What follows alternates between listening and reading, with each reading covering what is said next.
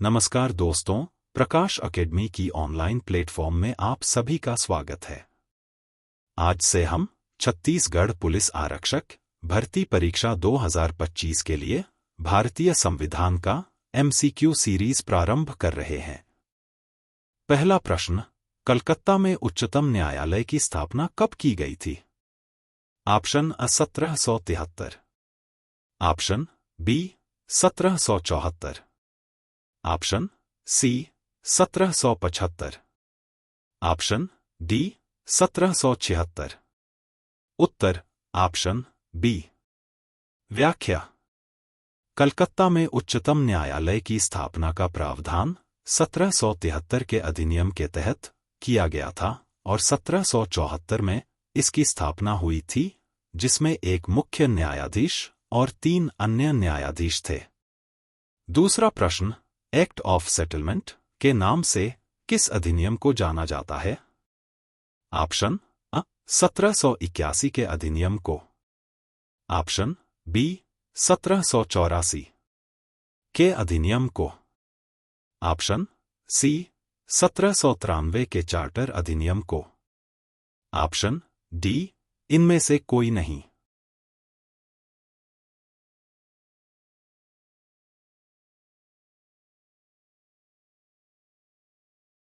उत्तर A। व्याख्या। 1781 के अधिनियम को एक्ट ऑफ सेटलमेंट या बंदोबस्त कानून के नाम से जाना जाता है, जबकि 1784 के अधिनियम को पिट्स इंडिया एक्ट के नाम से जाना जाता है।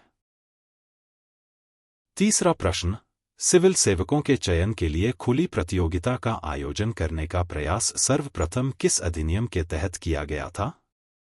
ऑप्शन A 1793 का चार्टर एक्ट, ऑप्शन B 1813 का चार्टर एक्ट, ऑप्शन C 1833 का चार्टर एक्ट, ऑप्शन D 1853 का चार्टर एक्ट।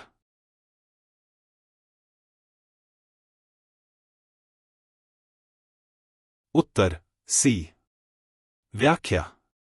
इस अधिनियम के तहत कहा गया था कि कंपनी में भारतीयों को किसी पद, कार्यालय और रोजगार को हासिल करने से वंचित नहीं किया जाएगा। हालांकि बोर्ड ऑफ डायरेक्टर्स के विरोध के कारण इस प्रावधान को समाप्त कर दिया गया। भारत में यह प्रथम प्रयास था। आगे चलकर 1853 के चार्टर अधिनियम के तहत इस व्यवस्था को आरंभ किया गया। चौथा प्रश्न, निम्नलिखित में से किस अधिनियम के तहत कंपनी के राजनैतिक और वाणिज्यिक कार्यों को पृथक पृथक किया गया? Option A regulating act 1773, option B 1784 का Pitt's India act, option C act of settlement 1781, option D इनमें से कोई नहीं।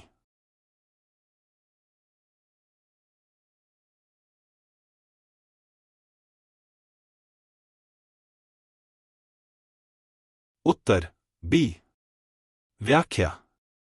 इस अधिनियम के तहत निदेशक मंडल को कंपनी के व्यापारिक मामलों के अधीक्षण की अनुमति दी, तो वहीं राजनैतिक मामलों के प्रबंधन के लिए नियंत्रण बोर्ड अर्थात बोर्ड ऑफ कंट्रोल नाम से एक नए निकाय का गठन किया गया। इस प्रकार द्वैध शासन की व्यवस्था का आरंभ किया गया। पांचवां प्रश्न, भारत में कंपनी के अधीन क्षेत्र को पहली बार कब ब्रिटिश आधिपत्य का क्षेत्र कहा गया? ऑप्शन A 1853 का चार्टर अधिनियम, ऑप्शन B 1793 का चार्टर कानून, ऑप्शन C 1833 का चार्टर अधिनियम, ऑप्शन D 1784 का पिट्स इंडिया एक्ट।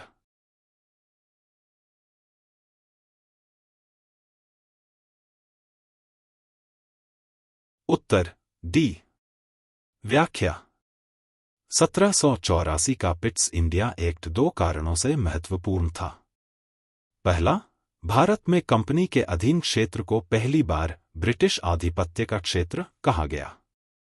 दूसरा, ब्रिटिश सरकार को भारत में कंपनी के कार्यों और इसके प्रशासन पर पूर्ण नियंत्रण प्रदान किया गया। छठा प्रश्न, 1858 के भारत सरकार अधिनियम के प्रावधानों के संबंध में निम्नलिखित में से कौन सा विकल्प असत्य है? ऑप्शन अ, इस अधिनियम के तहत भारत का शासन सीधे महारानी विक्टोरिया के अधीन चला गया। ऑप्शन बी, गवर्नर जनरल का पदनाम बदलकर वायसराय कर दिया गया। ऑप्शन सी, इस अधिनियम ने नियंत्रण बोर्ड और निदेशक कोर्ट समाप्त कर भारत में शासन की द्वैध प्रणाली समाप्त कर दी।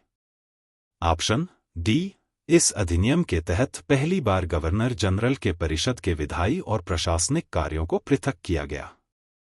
सभी छात्र प्रश्नों को ध्यानपूर्वक सुनें और पढ़ें।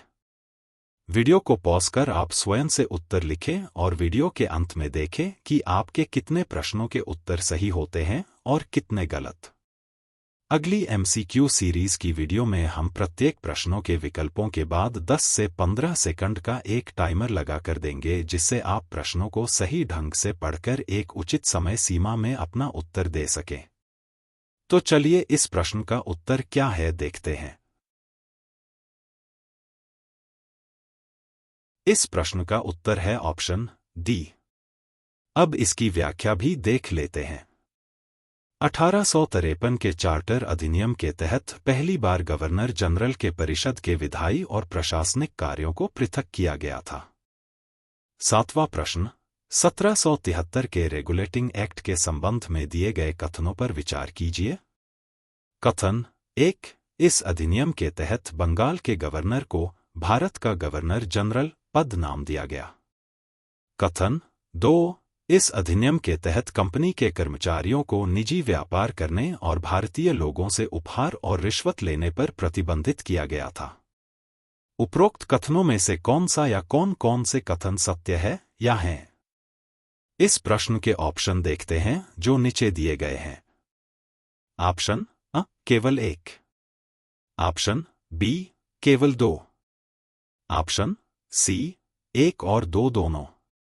ऑप्शन डी, न तो 1 न ही 2। इस प्रश्न का उत्तर है ऑप्शन बी। व्याख्या, इस अधिनियम के तहत बंगाल के गवर्नर को बंगाल का गवर्नर जनरल पद नाम दिया गया। 1833 के चार्टर अधिनियम के तहत बंगाल का गवर्नर जनरल पद को भारत का गवर्नर जनरल बनाया गया था। विलियम बेंटिक भारत के प्रथम गवर्नर जनरल थे।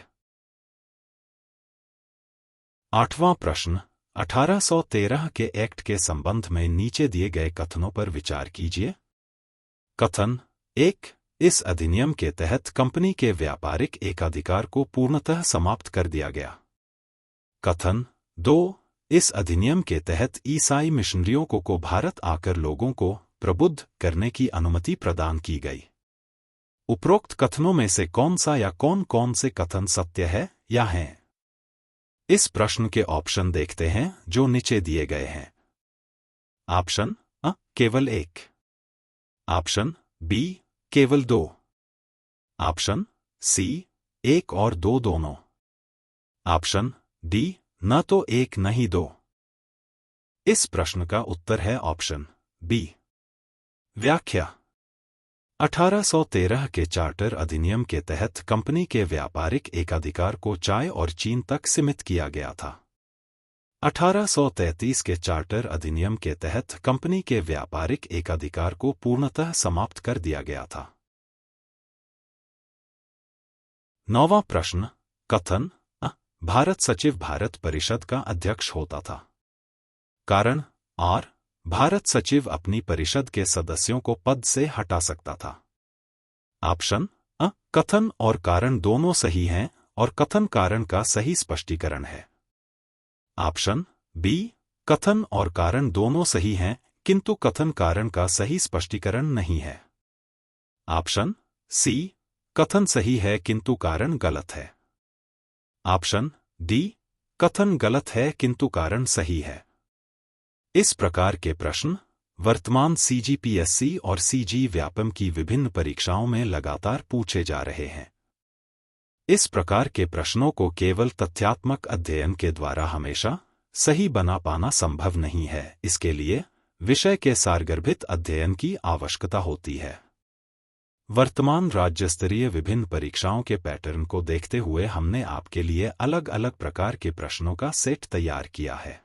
चलिए तो इस प्रश्न का सही उत्तर है ऑप्शन सी। व्याख्या। 1858 के अधिनियम के तहत कोर्ट ऑफ डायरेक्टर्स और बोर्ड ऑफ कंट्रोल को समाप्त कर उनके समस्त अधिकार भारत सचिव को दे दिए गए। भारत सचिव की सहायता के लिए 15 सदस्यों की एक सभा भारत परिषद की स्थापना की गई थी। भारत सचिव भारत परिषद का अध्यक्ष होता था, किंतु वह परिषद के सदस्यों को पद से नहीं हटा सकता था। उनको पदच्युत करने का अधिकार केवल ब्रिटिश संसद को ही प्राप्त था। अतः कथन सत्य है किंतु कारण आर गलत है। 10वां प्रश्न। कथन 1833 के अधिनियम के प्रावधानों से स्पष्ट है कि अंग्रेजों द्वारा भारत देश की शासन प्रणाली का केंद्रीयकरण कर दिया गया। कारण आर 1833 के अधिनियम के तहत बंगाल के गवर्नर जनरल को संपूर्ण भारत का गवर्नर जनरल बना दिया गया। कथन और कारण आर दोनों सही हैं और कथन कारण का सही स्पष्टीकरण है। बी कथन और कारण आर दोनों सही हैं किंतु कथन कारण का सही स्पष्टीकरण नहीं है। सी कथन सही है किंतु कारण आर गलत है। डी कथन गलत है किंतु कारण आर सही है।